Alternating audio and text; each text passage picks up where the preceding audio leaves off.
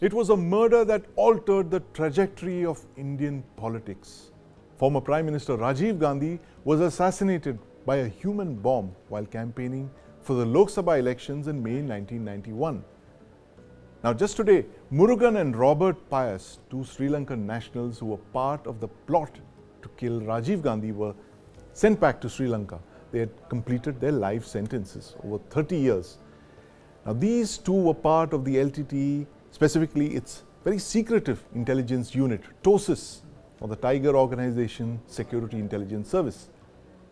But there are many unanswered questions around Rajiv Gandhi's assassination over 30 years after that infamous act. And joining me to discuss this and the unanswered questions around the assassination are author Anirudhya Mitra and my colleague Geeta Dutta. Anirudhya, welcome to the News9 Plus Show. Thank you. It's my pleasure, Sandeep. Thank you, Geeta. Anirudhya, 35 years, 33 years after Rajiv Gandhi's assassination, what to your mind are the unanswered questions? You've researched that book for many years, but 3 decades later, what are the unanswered questions that you've still not found answers for? Indeed, our investigators haven't either. I tried my best all these years to figure out how Murugan sourced the explosives, because going by the constituents of the explosives used in the human bomb, it was supposed to have been procured from some army sources, right. But I don't think anyone could really confirm it.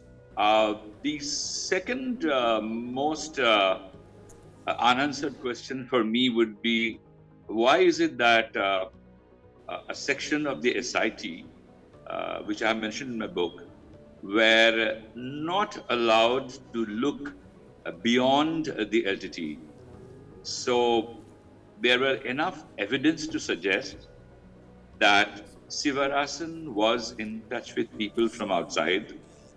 His communication, which were tapped by the security agencies with one of their counterpart sitting in France, there are a lot of communications about payment to banks. Question is, what are those payments for? Some 50% was payment, then a balance 50% was supposed to be paid. So to me, these are some of the unanswered questions where I basically tried to find out after all these years, which is after exactly 3 decades, that was there anyone behind, I would say beyond the Tigers? Absolutely. That's a big question there. And Geeta, that who authorized the Tigers? There's this conspiracy theory, of course, but it's been hinted at by the Jain Commission that there was actually someone behind the LTTE. This was actually an outsourced hit, that the LTTE was, just a pawn in the hands of a larger international conspiracy. Did you find anything about this when you were researching Sandeep, this I story? have to reverse the roles here right now. I mean, you've studied this. You've been with this case for, you've gone through it for 1 year. Yes. All I have, my association, was with my first job, where we actually went. It's funny, we are in the election year, general election years, exactly. and it's again that same years. time of the year. We are heading to May next month, right. And this was the time, and how they did the dry run. They went for the VP Singh rally, and actually that's where our team was. We shot the whole thing. Yes. And when he was assassinated, Rajiv Gandhi, they said that they had done a dry run there. The SIT on VP Singh. The rally was there, yes. and they, Dhanu had gone, and Shivrasan, Former the Prime one-eyed Minister Jack VP was Singh. what Yes, he was called. yes. And I remember being told that all the people, because those days we used to have the tapes were very small, Yes. so we only shoot 20 minutes. Right. So they went frame by frame to see where he was, because he was told that he was part of as a journalist, right. In the enclosure. So then they found his picture and they released that still. Yes. And that was the first still anybody saw of Shivrasan, and this was before he died. Of course. Before in that encounter, which went on for 16. Right. But you've been with it for for 1 year. You've studied. Yes. I mean, what are your main questions on the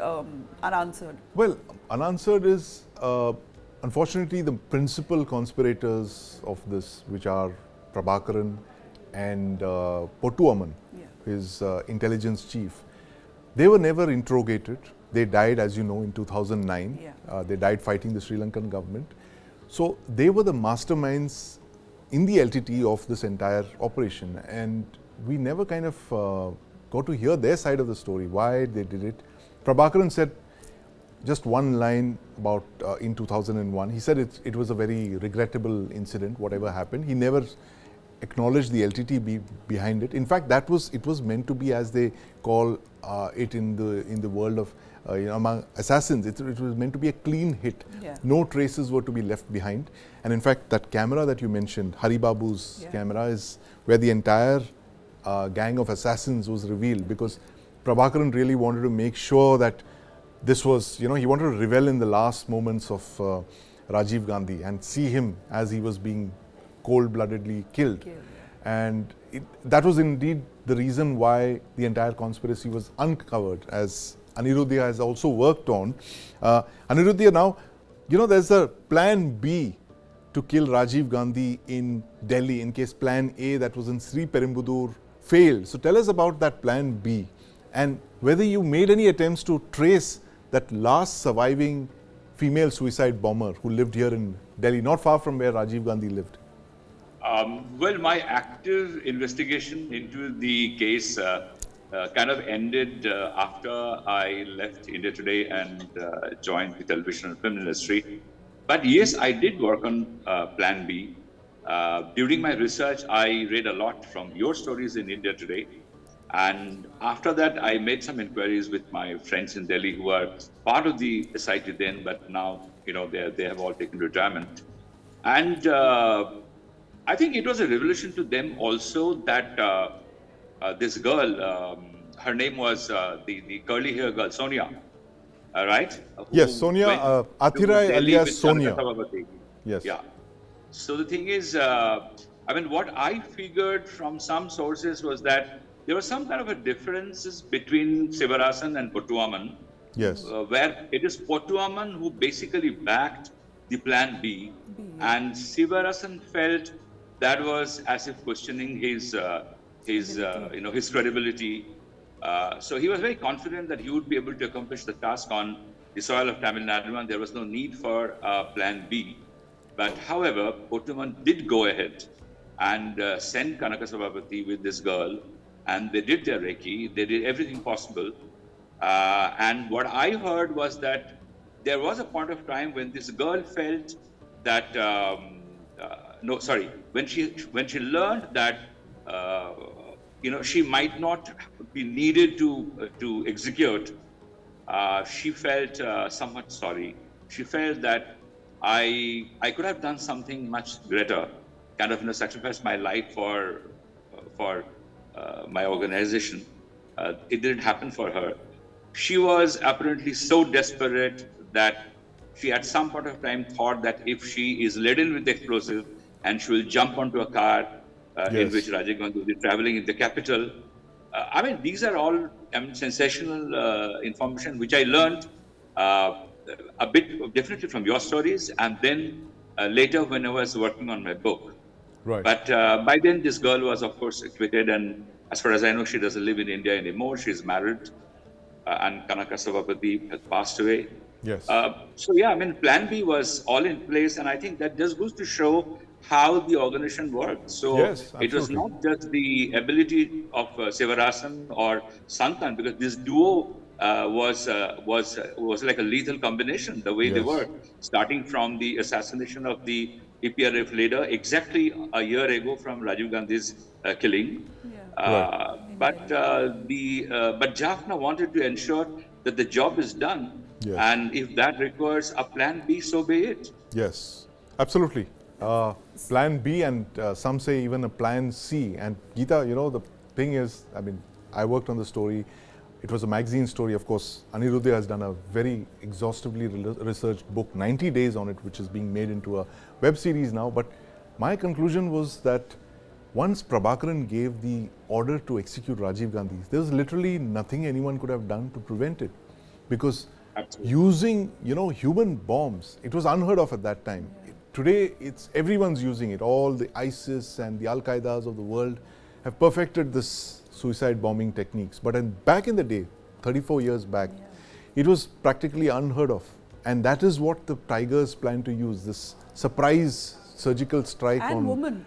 And a woman. And exactly. a woman assassin. And he specified that it was to be a woman because he wanted to teach Rajiv Gandhi a lesson.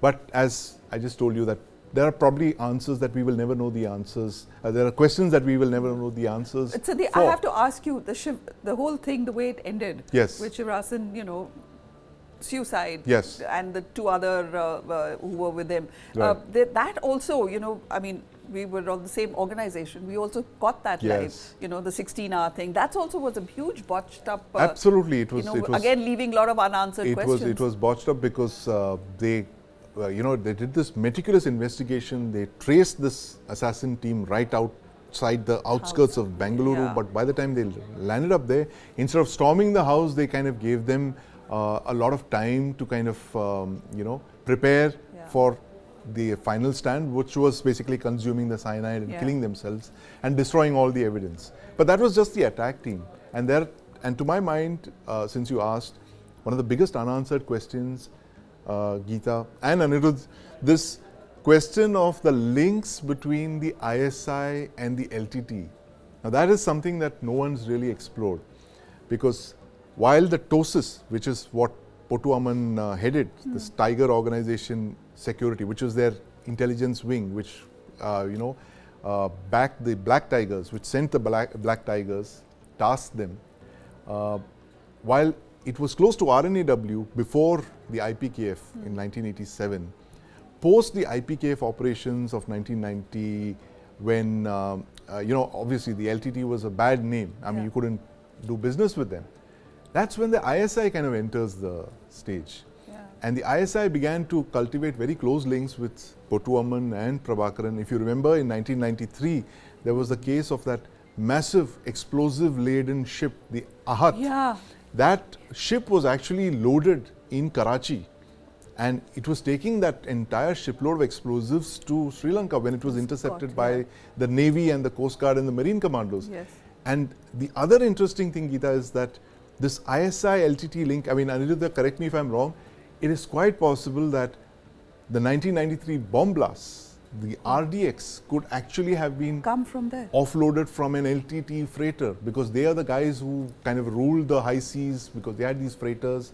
The ISI could send explosives to them. They could probably even authorize a hit. So these are, some of the questions again. Again, when we were investigating the bomb blast, that's what we were told, that there are the RDX that is there, which is landed because a large chunk went missing. They said it was, it had gone to south, as well as the Veerappan, it had gone. And it went to Maoists who were operating, because that's how they were sending. But I just wanted to ask you, your series are about to come. Is it going to be released soon? Are you going to be answering most of the questions, or are you leaving it open-ended also? Not the ISI link, of course.